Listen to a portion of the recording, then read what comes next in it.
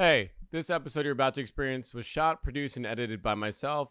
Stepping into the space as a solo creator has taken on its challenges, mainly the cost of keeping the show alive. Since I did this show, I've had to take on many subscriptions for Premiere Pro, memory cards, hard drives, storage space, Dropbox, the list goes on. All those fees add up. If you're listening, you can see in my YouTube bio, there's a PayPal and now Venmo link as well. Any and all donations are more acceptable. Your money will go directly into helping this show keep going and improving. Thank you and enjoy the episode. Nothing wrong with the pussy. Nothing wrong with the pussy. All right, welcome back. It's episode 2 of Something Wrong with the Podcast. It's Julian. Welcome back. Before we go anywhere, call this number 877-557-SWWP to get in contact with me, your intrusive thought therapist. Now, guys, as I was setting up today, I was listening to a posthumous album from one of my favorite artists. If you know me, you know how much I love this artist. It's Mac Miller's Ballonerism. Now, when the project came out, I had tweeted this: any day is a good one when we have a reason to come together and celebrate Mac. I remember combing through old SoundCloud links trying to piece together this album when it leaked. Most likely recorded at Rick Rubin's Shangri-La, Ballonerism is birthed from my favorite era of Mac, Faces, 2014. It's psychological, dark, and jazzy jam sessions. Eerie thoughts fumbling over low-tempo drums. Happy Ballonerism Day. Now, I love watching the crowd swell of support on the timeline. Anytime Mac is brought up or trending or more music from him is becoming into the space, it is amazing how timeless and ageless his music is. This sounded like it could have dropped 20 years ago. In 2014 when it was recorded, or even 50 years from now. He has a special way of using lyrics and sounds that sound futuristic and ageless. He's not like rapping about a very specific like phone or product that dates the song, which I think is a very technical skill that a lot of great rappers use. I also have here, I bought this a couple years ago after his passing. It's called The Book of Mac. It's, to my knowledge, the only book that his parents supported. His mother's a photographer. I believe this is a photo of hers that she took. It's really cool. It's a lot of anecdotes and personal stories of people that were friends of Mac, collaborated with him, and were just, in and out of his life at different parts of his career. And it covers a lot of that Faces Ballonerism era, which I speak highly about. Unfortunately, I believe that's when Mac was at his low, but to me that is, to the tortured poet, the time in which he was putting out his best sounding music. And coming off the heels of Mac and launching my show, I had a great sense of overwhelming support and a newer appreciation and sense of community. So I wrote a letter again, and today's letter goes out to the good in people. Positivity usually is reserved for our family and those we care about.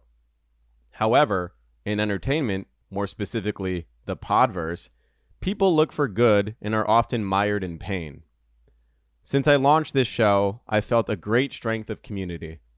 I've received emails from people wanting to help lend a hand with the show, offering their professional services free of charge. I've jumped in a couple of Twitter spaces hosted by my guy, Danny from the Stop, another hardworking creator. In those spaces, I've gotten a lot of constructive criticism and learned about new tools I plan on implementing, such as live stream services, Obis Project, and Riverside. Although I will say the negativity is intoxicating. My Twitter feed is a doom scroll of people getting shot, knocked out, electrocuted, or flattened by a power hydraulic. I don't follow any of those pages, and yet that content still finds a way. When I was younger, ISIS beheading videos swept the dark web. I spent hours dodging viruses, combing through sites to witness the realities of war. As an adult, I've spent time examining what it is that makes us want to watch the bad. Why do we slow down when we see a car crash on the highway? Why do we yearn for the knockout punch? Perhaps it's because people were in constant need to remind ourselves that it could always be worse.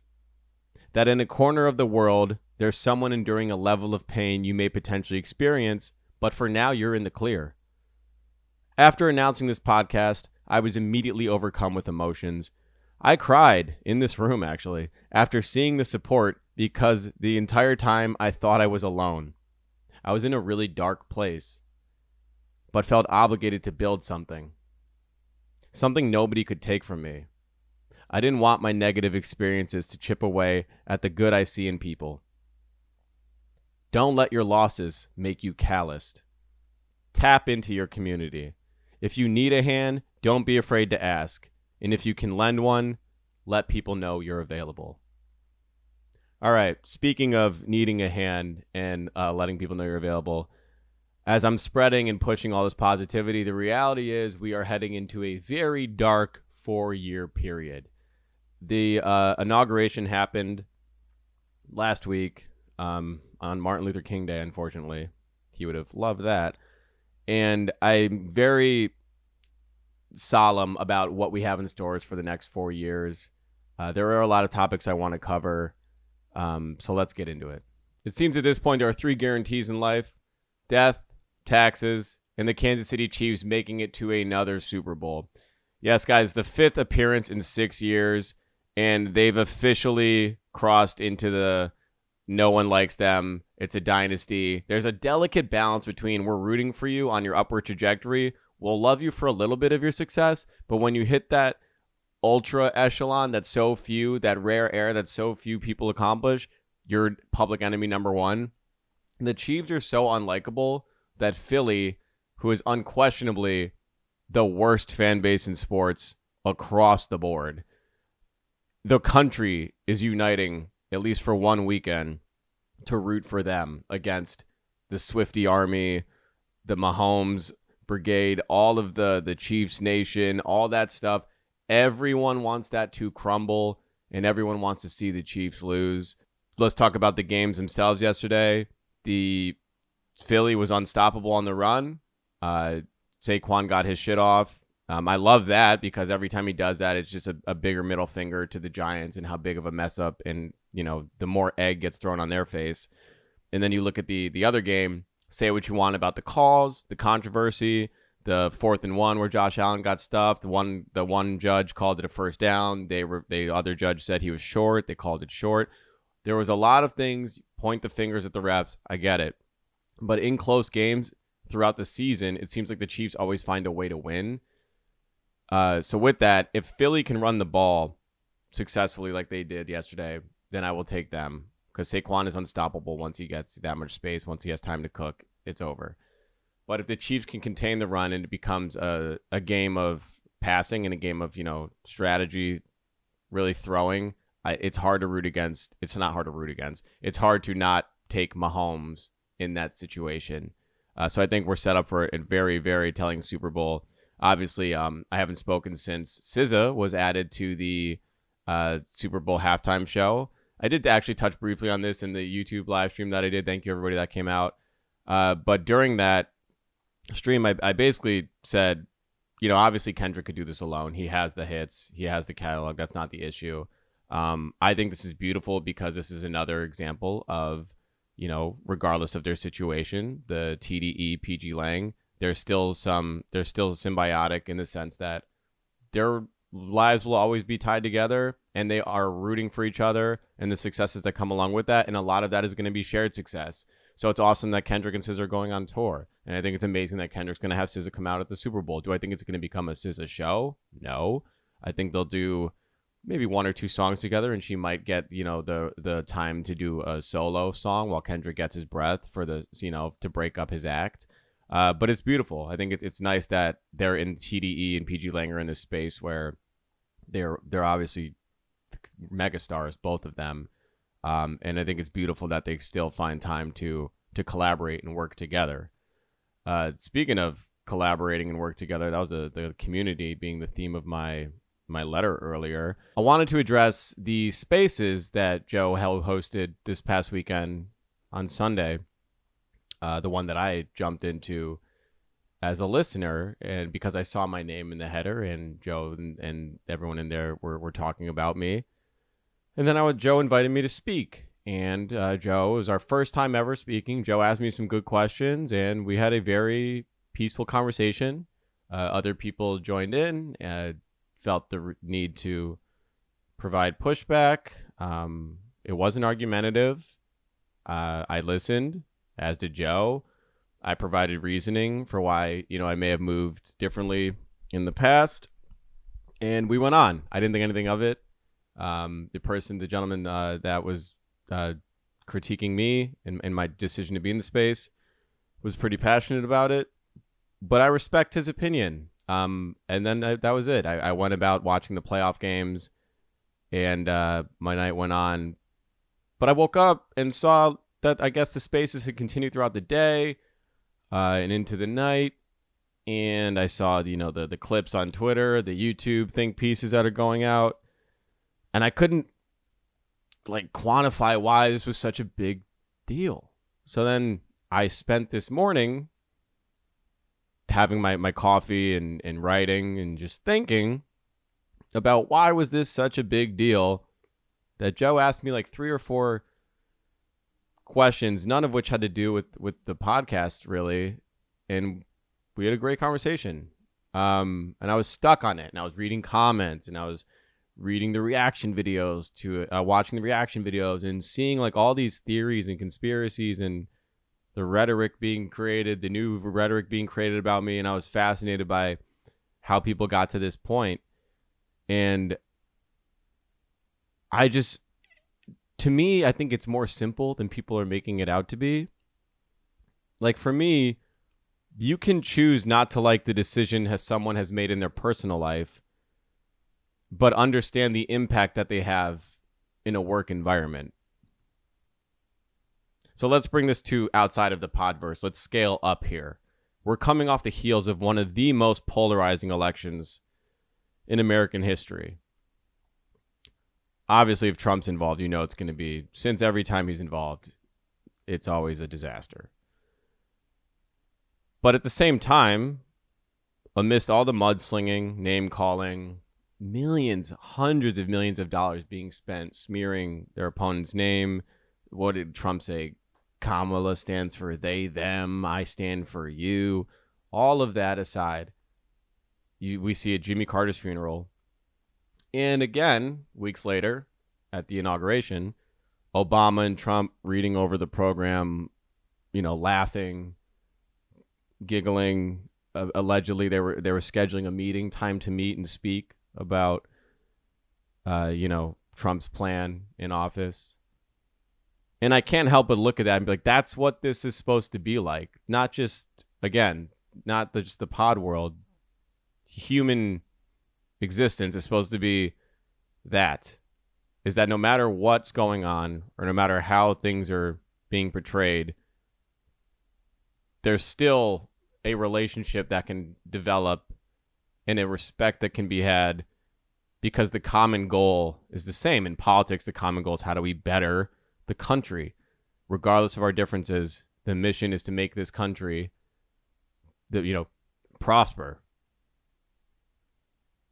So you can be across the table from your enemy, but in that moment still find the shred of common ground. And I say that because a lot of people saw me go on spaces and say, well, damn, for someone that tweeted about Joe's DV, has made fun of him in the past, it's weird that he's in this space talking to him. Well, just because Joe and I talked once, mind you, this was literally the first time we'd ever spoken to each other, doesn't mean I abet everything that he stands for. And I wanted to direct this next part to Rory, because I saw later that evening, Sunday night, he was talking in spaces about me that was in there earlier, talking. And I know Maul feels strongly about this stuff, but with respect to Maul, I know Maul will never get on the spaces. He won't say anything publicly. I'm sure he said a lot of words to the people that he trusts and the people that he, is working with in private in the studio. Because I used to be in the studio and I used to hear what Maul would say about people, which is fine. But to Maul's credit, he'll never speak publicly about this stuff. So I want to make it clear, the distinction here is, I know they're packaged as a duo, but I'm only speaking to Roy because he's the one that's been speaking. So then I had the thought, I said, okay, well, you sat next to him for years, him meeting Joe. And back then, we knew all that we know now. And I'm alluding to the DV and all the stuff that you have also said you believe is true. But for $40,000 a month, that's kind of where it ended. Like, you were making that kind of money, and the expectation wasn't the same. So then I thought, okay, well, was it because the show was too entertaining? Or was being number one an excuse for Joe's alleged abhorrent behavior? And it's tough because it looks like I'm being held to a different standard than you were. And I want to talk to everyone that's saying I jumped ship. I was accountable when I was with Rory and Mal. I was accountable for the people that I was working for. But I'm also true to my opinions. Me speaking with Joe isn't me turning my back on my former tweets or jabs over the years. I still stand on that stuff. I just think Joe and I can talk, as does he, as you saw in the space. Again, my point being Barack and Trump. They don't agree on shit, if anything at all. But they can still talk. Is Obama a traitor to the Democratic Party because now there's photos and videos of him smiling next to Trump? I also saw in a different space, not in the space from last night, someone had sent me or posted it somewhere. I came across it, and it was like Rory had said, this was the line from it. Rory said he would have given me a proper send-off and even promoted my podcast and, quote, held me down until I got going. But after I got fired, I believe 3 or so episodes came out of the podcast where, to this point, my podcast wasn't a thing. There was no reason. There was nothing to promote. I had that tweet, hey, it's been great. You guys will hear from me soon. That's all I had said at that point. But then I put out the video with the thank you to everybody, the community video. And, no support there. Fine, I didn't expect anything. But then I made the podcast announcement. No support there. Which, again, I don't expect anything. But I just find it odd that, like, you're saying you would have given me a proper send-off. You're the owner of the company. You can do that thing. You can do it. You're the person in the position of power to give me the proper send-off. You could have given me the send-off that you said you would like to have instead of the 20-second footnote that I was given at the end of an episode sandwiched between a Patreon plug. And then the thing with holding me down is interesting because that doesn't add up to me. That's an oxymoron. You didn't want to pay me more when I was working. And as a business decision, you fired me, which I get. But then you're saying, well, there's a world where we could have paid you. I would have opened up my wallet even though I fired you just to get you back on your feet. That confuses me. I was working. 3 years I was working. I was doing work. But you want to pay me because after I get fired? I got fired. I don't expect any financial gain from you guys. That's what being fired is. I just found that odd. That doesn't make any sense. I don't ask for money from the person that fired me. That decision inherently means the financial ties between us are severed. So what's the takeaway here? When I look back on the breadth and depth of the time I spent, the 3 years I spent working on the podcast, it was positive and contributed in many ways to building my career, to connecting with people. Ultimately, a podcast is connecting with a community. I can state that the connections that were made were overwhelmingly positive, and not just from my perspective. We as creators benefited, as well as you as listeners benefited. Whether that means you had a laugh because work has been difficult, or we put words to feelings that you, the listener, were unable to express for whatever reason. Growth comes from struggle, and growth comes from the hard truths. Humans have a tendency to rest on their laurels when things are going well. But we all grow when we are forced to make decisions, either with the support of a community or on our own.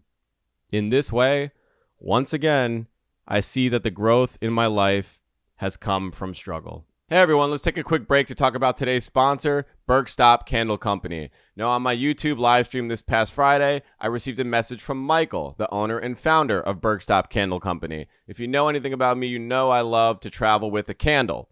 I go upstate to see my parents, I bring a candle. I go across the country to LA, I bring a candle. I go across the pond to London, I'm bringing a candle. It's very comforting, and it's something I recommend if you travel a lot. I just like the smell of my own space everywhere that I go. And of course, I bring a book of matches, both to do magic tricks and to light these candles. Guys, the awesome thing about these candles is they're all golf themed. I spend a lot of time trying to golf in the summer. Most of the time it's unsuccessfully. But when I go upstate and I golf with my dad's a beast. He golfs over 100 rounds a year. He's in his mid-70s, and he's also shooting around his age. It makes no sense. He's a freak athlete. You know how black magic is. Back to these candles. Berks Candle Co. wants you to elevate your game both on and off the course. They're your go-to brand for hand-poured, golf-inspired candles crafted in Philadelphia. Go Birds. Whether you're out on the green or relaxing at home, Berks brings the essence of golf into your space. Choose from Fairway with its fresh, clean scent, Sandtrap offering a warm, earthy vibe, or Clubhouse, a sophisticated blend of wood and leather, my personal favorite. These candles aren't just about fragrance, they're about experience. Visit BerksCandleCo.com to shop for exclusive deals, new releases, and golf-inspired inspiration. Light up your game with Berks. That's BerksCandleCo.com. Take tea time home. Now let's get back to the episode.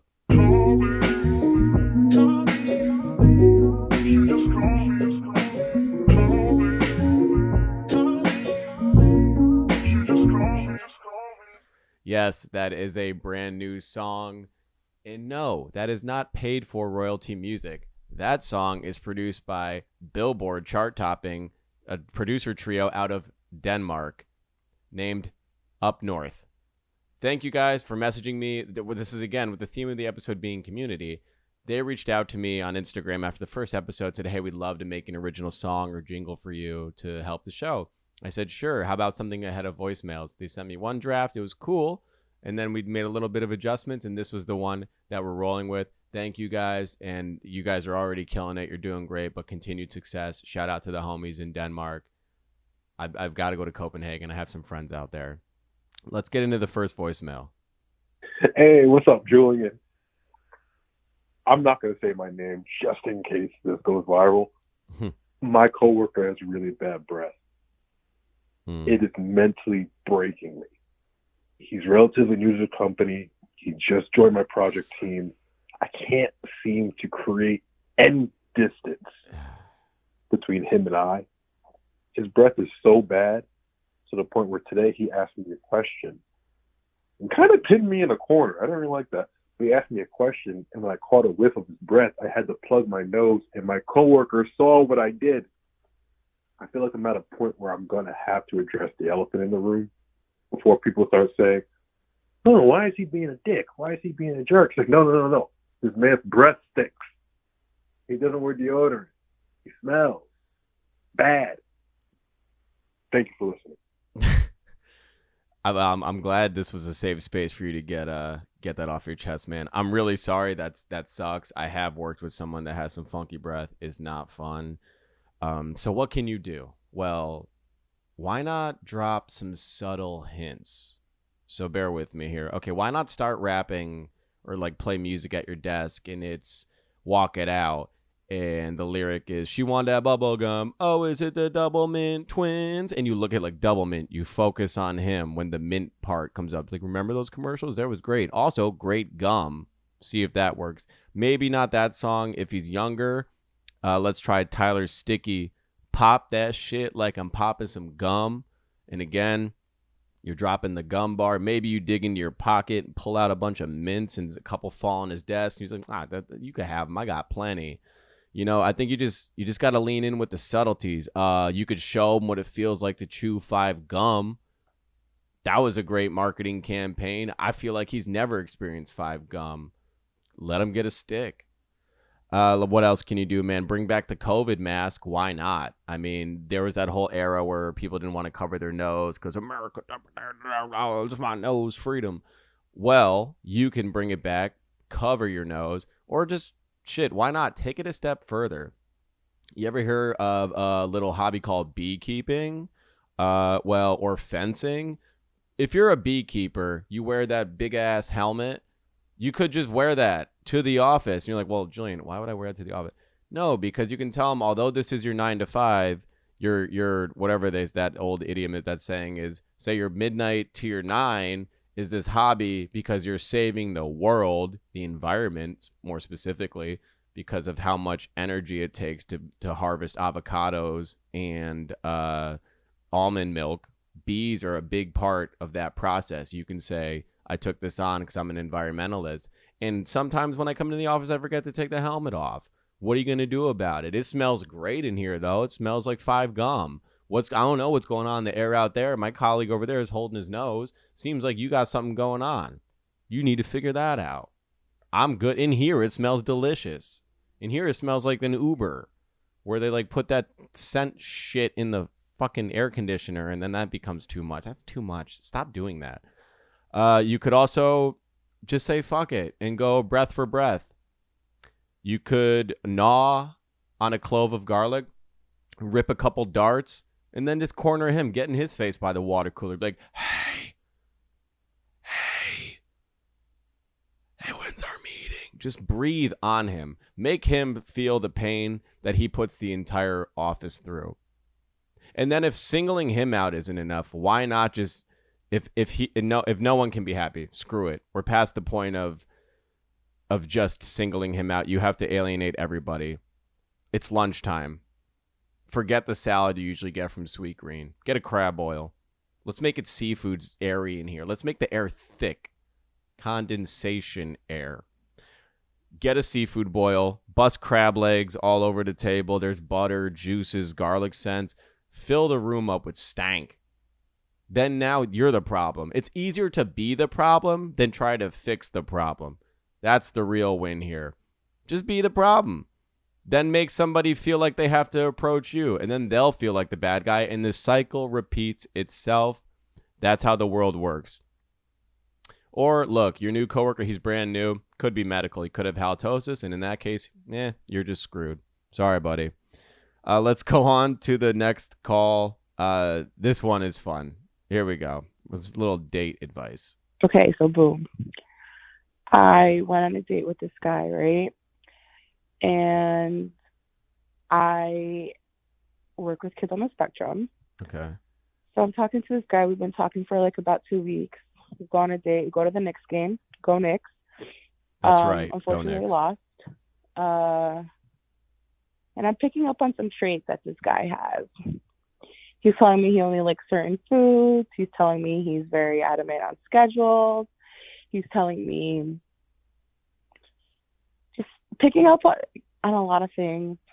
Could barely even paint eye contact. Mind you, we are 30 years old. I feel like I know where you're going with this. I don't want to jump to conclusions. I'll see if you say it first. I don't know. I'm thinking, hey, is he on the spectrum? Bingo. Nothing wrong with that. Of course. I just want to know what your opinion is on this. What should I do? He has season tickets to the Knicks. I don't know. Okay, bye.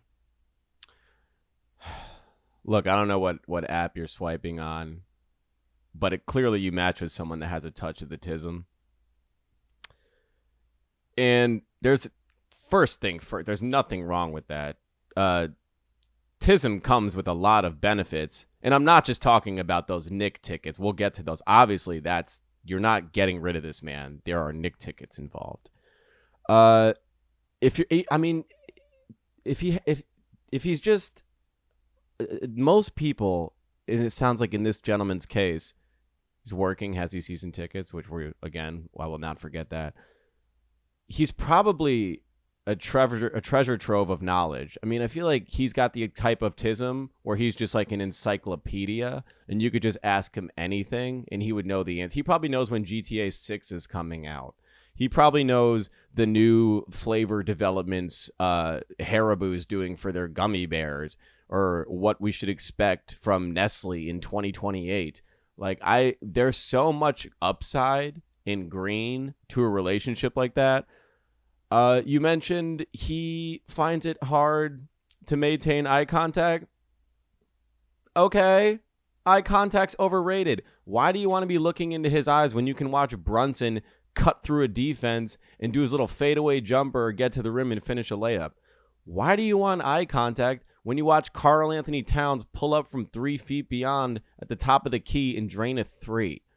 Why do you want eye contact when you can watch Josh Hart fly out of your peripheral and get a rebound? All you have to do is maintain the small talk until tip-off, and then hand him a stat sheet to fill out, fill his pockets with gummies and candies, and enjoy the game. The Knicks were the 5th best team in the league. The 5th best team in the league. You're not in a position to walk away from this. If you give up these tickets, I'll take them. I'll be his best friend. We can go tiz for tiz. I know stats about dumb shit too. I would love to go to all these Knicks games. You're in a very, very blessed position. Do not squander this relationship over, what do you want? You want to fuck him? The sex isn't going to be better than the Knicks games. Just enjoy the Knicks. And relationships come and go. He's in your life for this time. And this time also happens to be when the Knicks are fucking amazing. Enjoy it while it lasts, because not only will this relationship not last, but the Knicks being an elite team will probably not last either. So just ride it out. For my sake, go to the game. Send me videos, please. Thank you. I can get passionate about my Knicks, guys. Couple of good ones so far. Let's keep going. Julian, what's good, bro? It's your boy Vicious from Las Vegas. I got a simple one for you. I quit smoking like 5 years ago. Okay. I had a wild dream that I was, performing with Usher or some shit down on the strip, and went to the casino after we blowing cigars and everything. And ever since that dream, pause, by the way, ever since. Yeah, wait a minute. You had a dream about Usher, and you're on the strip blowing cigars. You caught the pause, but we'll keep rolling because we've all had the celebrity dreams. Okay. A dream though, I've been having this cigarette like fiend. I've been fiending it, and I don't want to pick up the habit again. I was just wondering if you ever quit anything and been off of it for a while, and then it just comes back and you don't even know why, and you halfway don't trust yourself. I was in a little smoke shop the other day. I almost bought a pack of American spirits or some wild shit. So I don't know. Just let me know if you ever experienced anything like that. If you know that feeling, what you did to overcome it, and keep up the good work, bro. Congrats on the new podcast, man. Well, thank you, Vicious. Shout out to Vegas. I've only been to Vegas twice. I want to go back.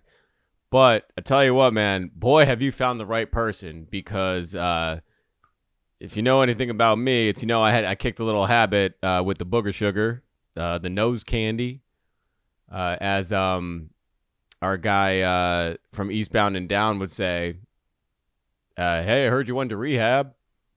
Rehab? Yeah, dude, what you heard? I didn't hear anything. Hurt my nose. So, yeah, I'm 3 years clean now. But I do recall, 5 years, kudos to you. First, that's fucking awesome. But I do recall in probably around when I was 6 months in, maybe about a year, I would start having dreams. It's funny you dropped the Usher when you guys were smoking in the sauna or whatever you said. I used to have dreams that I was in a Vegas space, and Bruno Mars just did 24 Karat Magic, and he's coming off the stage, and I hear, everyone knows the stories and rumors about Bruno, and he's coming down with this tray, this beautiful, gorgeous silver, stainless silver tray filled with just gator tail lines of the finest china. And he's, handing me $2. Steve is there, and he's handing me a bill to fucking run a line. And I've had these dreams, not recently, but in the past. And I feel like you got to realize that this is a part of the journey. And even though it's been 5 years, it seems like you're physically, I would say, have kicked the addiction, but your mind may, every once in a while flutter back to those memories and be reminded of the times when you did smoke. I will guarantee this. If smoking doesn't come with the benefit of meeting Usher, there's no upside to your celebrity endorsement and blowing down cigars with, one of the kings of pop. So I would stay away from thinking, okay, well, if I smoke, then A, B, and C will happen in my life. Those things aren't going to happen. You're just going to pick up a shitty habit again. I don't fall for it. Your mind is calling back to the addiction for a reason. Maybe look into, do you have stress going on at work?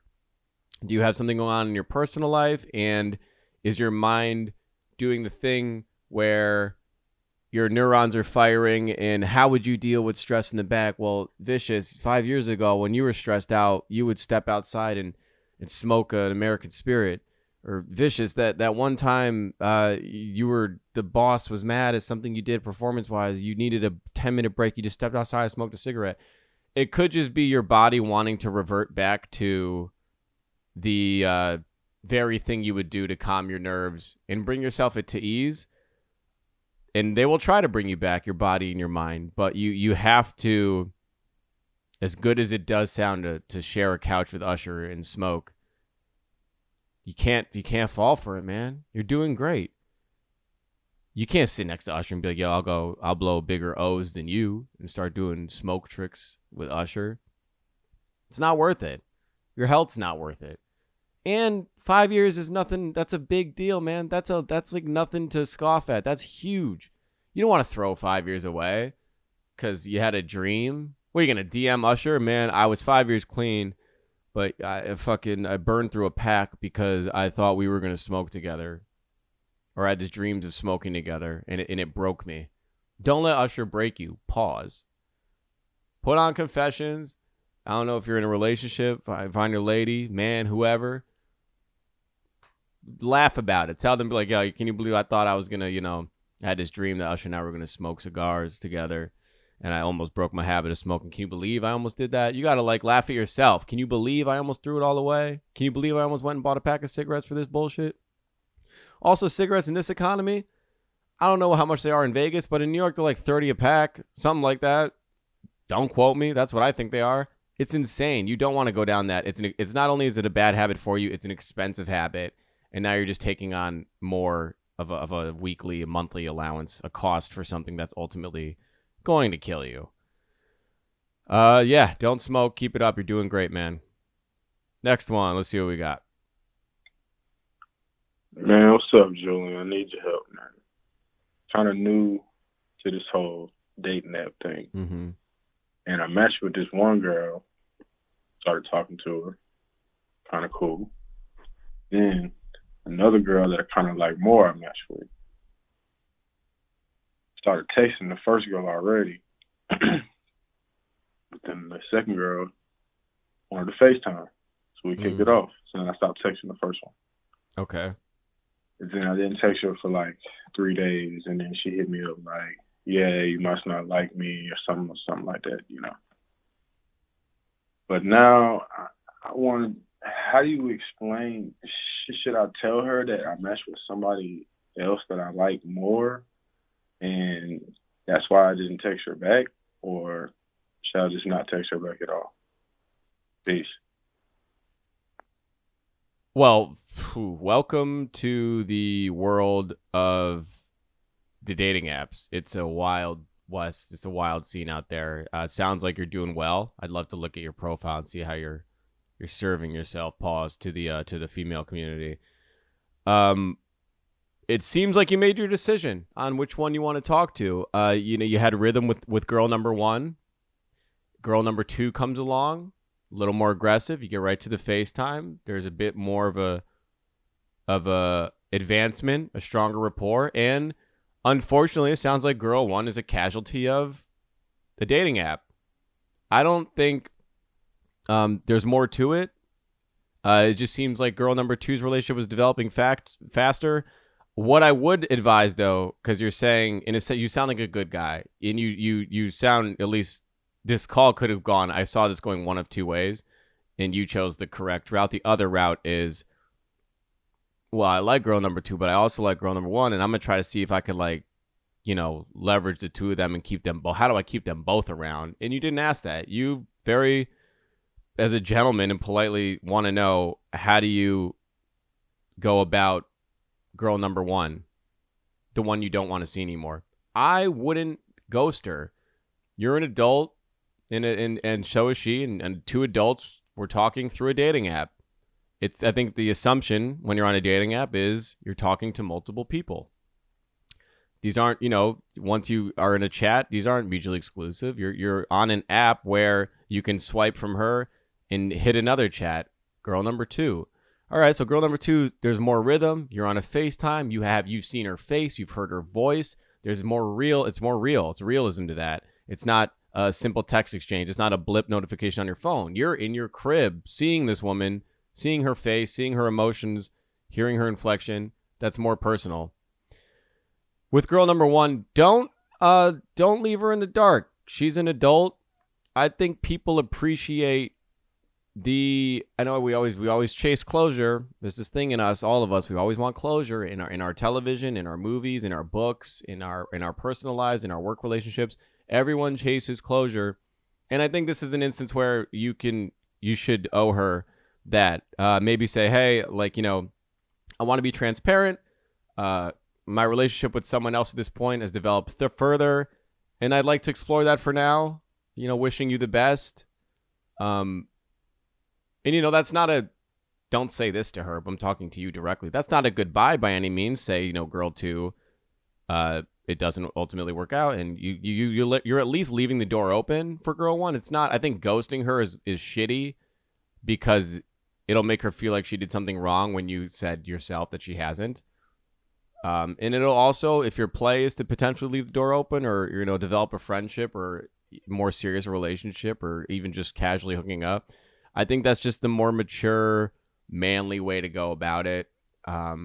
Even though it seems like, I don't know how long you guys were talking, you didn't give a time frame, but no matter how inconsequential the amount of time is, I'm sure she'd like to know why, what happened.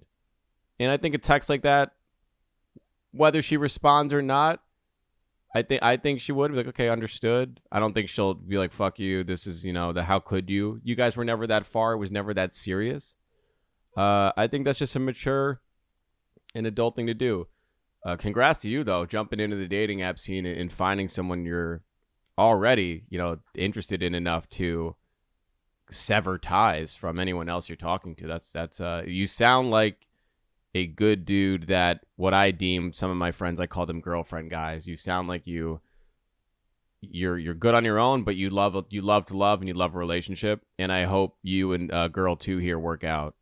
But yeah, let girl one know, no bad blood. Just want to be transparent, talking to somebody else, wishing you the best. I think that's a safe way to go about this. This next one, this is a long voicemail, so strap in, pause. Hi, Julian. It's David from Chicago suburbs. I don't know. I have a friend question. You said Chicago suburb. This sounds like Evanston or Naperville or one of those suburbs. Definitely a northern suburb of Chicago. So I'm 28, and I had a pretty close circle of friends. I had my, growing up friends, and then I had my college friends, and we kind of all stayed in the same vicinity and a couple of us have like the same career path. We just, work in different sectors of the legal field. Mm-hmm. I started, dating a girl. We were single, like the friend group was single. And then I started dating this girl. She's great. We've been dating for over a year.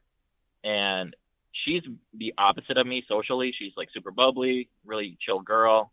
I really like her, but she really bonded with one of the girls in my friend group, and me and the friend are beefing at the moment, and I don't know if I should be the bigger person and try to patch things up because they've developed their own friendship, or if things, hit the fan, do you think it's fair of me to ask my girlfriend in the event that we break up for her to stop communicating with my friend? Because I've known my friend for, almost 8 years now. No. Wait, hold on. All right, let's finish this. But ever since we've been dating, they've started to get close. And I'm kind of like in this mode where I want to be selfish and tell her, like, you said you snitched on yourself, and you work in the legal field. I want to be selfish. So what you're saying to me already, all your moves moving forward regarding to her and this girl's relationship, the girl you're dating, and the friend that you're no longer cool with, you're saying up front it's selfishly motivated. So let's finish a little more here. You don't get the benefit of dating me and getting my friend. All right. You don't get the benefit of dating? Benefit? What are you, health insurance? What do you mean benefit? Who are you? Okay, you're the prize. Okay, let's keep going. I also don't want to, seem like she can't have her own relationship with my friend. Don't say that. Don't say that. I don't want to make it seem like she can't have a relationship with another friend, with my other friend. That's what you're doing. You're not saying I don't want to make it seem. That's what you said here. Selfishly, I want to tell her. You said in your own words, selfishly, I want to tell her you don't get the benefit of dating me and getting my friend. So now you're making your girl choose between you and the friend. And then 3 lines later, you say, I don't want to have her think, that I'm making her make a decision. You're making her make a decision. I don't know. I'm just thinking out loud. Hopefully that made sense. And good luck with the pod. Thanks. David. Well, thank you for the words of encouragement. David, you're a smart guy. You're a lawyer. You're from the North. You're from Chicago. Burbs. You're a 28-year-old man, dude. This isn't... Don't hit her with I want this to work out how I want to see it, how I see it best. You can't do that. That's not fair to your girl. That's not fair to the girl that she's become friends with that you're currently beefing with. I think it would be interesting. I mean, as a lawyer, I would hope you would pour out all the information necessary. Why did you and this friend fall out? Did she do something foul to you? Did you do something foul to her? What was the fallout and what was the level of fallout? Are we talking I'm never talking to her again? Are we talking like, is this friendship timeout where we don't see eye to eye for 2-3 months, but we can hang out in the same room, function at the same party? We might give each other the pleasantry nod, but there's no conversation beyond that. We can function in the same space, but I'm not texting you or calling you or asking how you're doing or asking to hang out anymore. I've had spats of that. People go through that all the time, but never have I been seeing someone and they developed a friend with someone that I'm like kind of have a riff with, and I intervene and want to sever whatever relationship they have with that person. Again, pending the level of foul that this person committed to you or you committed to her that got you to this point. I don't think it's fair for you to play police. I also am just not over the fact that you said the benefit of dating me. I know you were... Are you swinging like that, David? What benefits are we talking about? Lawyers make great money, but this is a grown woman, and she's not your property. Like, you can't just lay claim to her and dictate who and how she interacts with other people. I don't think that's fair. I think you need to respect the thing with your ex-friend or the girl you're currently having beef with. I think you should, if you want to lay groundwork, saying like, hey, if you're hanging out with the let's call her Jane, if you're hanging out with Jane and I'm not cool with Jane right now, when you two are hanging out, like, just give me a heads up, like, I won't come over, or like, I won't, be a third wheel to whatever you guys got going on. When you're with Jane, it's just the two of you or a different friend group. And just know that when you're with her, I will want to be a part of it. I think that's fair. I think you can lay ground rules that make you feel better about you respecting your girlfriend and at the same time upholding your current beef or your current, gripe with Jane. But I don't think you have to pin your girlfriend as this person where it's either me or her. It's one or the other. I don't think that's fair to her. And ask your friends. Tap into the friend group. Is it just a disagreement that you and Jane have? Or do other friends in your group also have a thing out for Jane? If it's just you, I would, as a man, wear that. Not keep it to yourself. I think it's healthy to communicate. But if the energy that you get, the feeling that you get when Jane's in the room, don't make other people uncomfortable because you're the only person that's uncomfortable with this person. I don't think that's fair. I think that's selfish. In the past, I've done that when I was younger. If I had a beef or a problem with someone, it's easy to, when you see them, take jabs at the other people in the friend group, like say, did you see so-and-so? Can you believe, that they're doing that? Like, it's catty, it's petty, it's not mature. Don't move like that. Just hold it in. And hopefully you and Jane in this scenario find a resolve. So wishing you the best, man. Thanks for calling. Let's do one more call. This has been a fun run so far. Let's see what we got. Hey, Julian. So, here's my situation. I how can I say this? So I manage artists. Okay. And when I was first beginning in my career, I started to date one of my clients. And we stayed together for a long time, and we recently just broke up. And my question to you is, do you think I should continue to manage her? Our working relationship has soared since we have ended our personal relationship. But I don't know. I don't know if I should continue, and how should we navigate shows? Should we bring our people we're dating to our shows? Is it worth the mess? I would definitely love some advice. Miss you so much. Hope you're well. Bye. Oh, thank you. I love look at this. 2 episodes, 2 lesbian couple call-ins. This is interesting, but you gave me enough clarity for me to, I think, draw a confident conclusion. You said you dated for years. Okay. I'm not sure how it ended, but it doesn't sound bad enough that there isn't a work relationship. You're still working together. And not only that, you said your relationship is soaring since you're no longer dating. So I don't get why stop. I would ask you, or I would liken you to think, because from what you're telling me, this is working. You're making it work. I would ask you to ask yourself, why is this becoming a concern now? Because if it is soaring, as you're saying, then why would you want to stop something that's, mutually rewarding? It sounds like it's going well for you as well as it is for her. So I don't know why you'd want to interfere with that. Is this a case where enough time has passed and you want to get back with her, or are you seeing someone else? You said, if I'm seeing someone, should I not bring them around? Are you seeing someone else and you want to bring them to, working in entertainment's cool. You want to see what your clients are working on. But it is a little muddy when the client is someone you used to scissor with. So you might want to, I just wouldn't recommend bringing a girl. I feel like especially with the lesbian scene where it's like, one thing, it's a handshake. A day later, you guys are moving in with each other. Maybe just keep those two worlds apart, your romantic life and your work life, for a bit, even though it does sound like it didn't end bad and you seem like you're doing all right.